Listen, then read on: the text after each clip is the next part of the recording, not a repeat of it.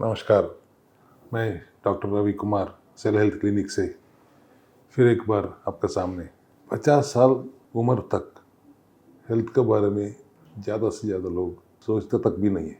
बचपन से ही हमको कोई बोलता नहीं है हेल्थ के बारे में। सेफ्टी के बारे में बोलते हैं, मगर हेल्थ के बारे में कभी किसी को पता ही नहीं चलता, उसके बारे में ध्यान ही नहीं देते। अच्छा पढ़ाई करो, मैनर्स अच्छा रहना चाहिए, मार्क्स अच्छा आना चाहिए, जॉब अच्छा आना चाहिए, करियर अच्छा रहना चाहिए, बुजुर्ग लोगों के साथ व्यवहार कैसा रहना, ग्राउंडेड रहना।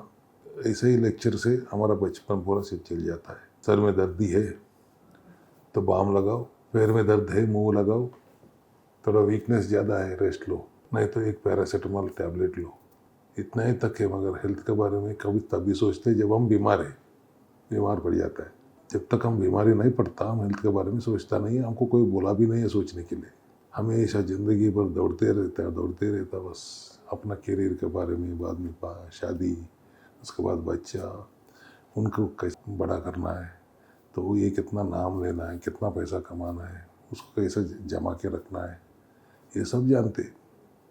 ये सब वही काम में लगे रहते हम लोग। मगर ये सब काम करने की वजह जो शरीर है उसके बारे में हमको बिल्कुल ध्यान ही नहीं देते।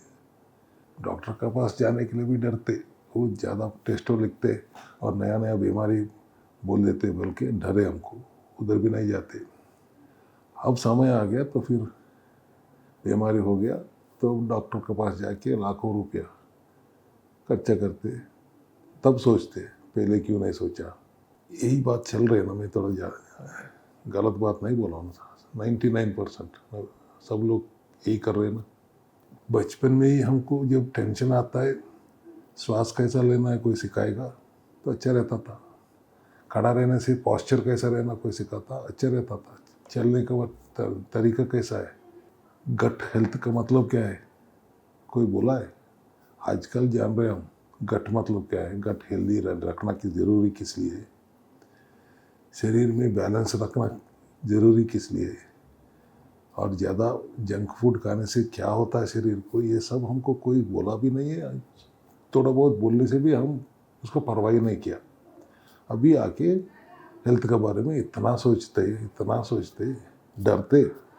अभी इतना डर से आके हमारे पास बैठ जाते, पहुंच जाते, सर एक ये बीमारी से हमको कैसे भी बाहर कर मुक्त करवाइए। यही सोच अब हम लोग यदि पहले से करता, मेरे में ये नहीं बोल रहा हूँ हमको बीमारी नहीं आता, मैनेजमेंट मतलब उस हमारा शरीर को मैनेज कैसे करना हमको आता, मालूम हो जाता तो अच्छा रहता था।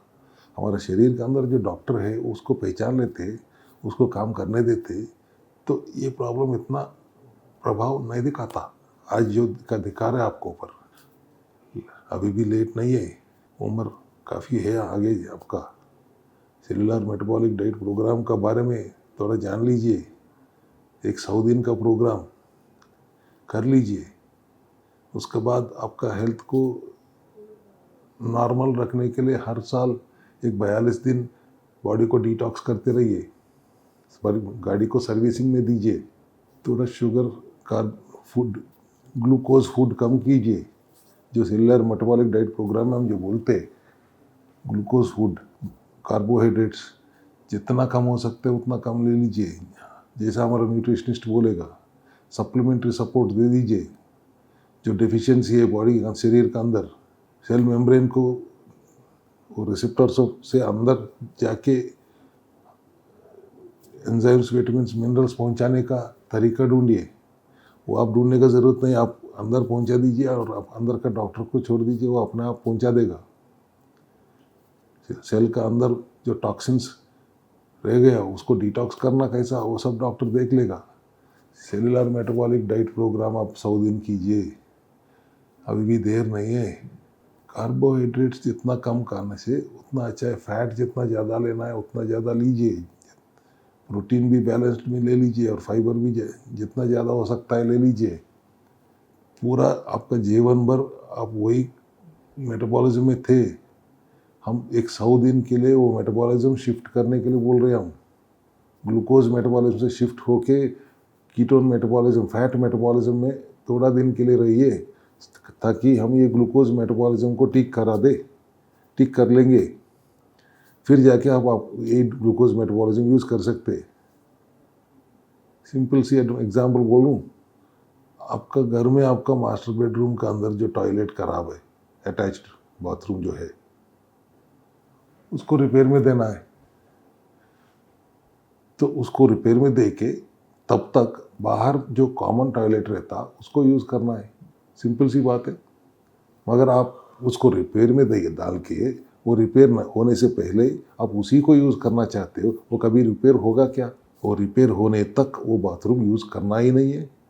तब तक टेम्पररीली आप बाहर का कॉमन टॉयलेट यूज़ कीजिए। इधर भी वही बोल रहा हूँ, आपका ग्लूकोज मेटाबॉलिज्म खराब हो चुका है, उसको ठीक करना है तो उसको यूज़ करना मत कीजिए। जब तक वो रिपेयर नहीं होता तब तक एक फैट मेटाबॉलिज्म में रहिए।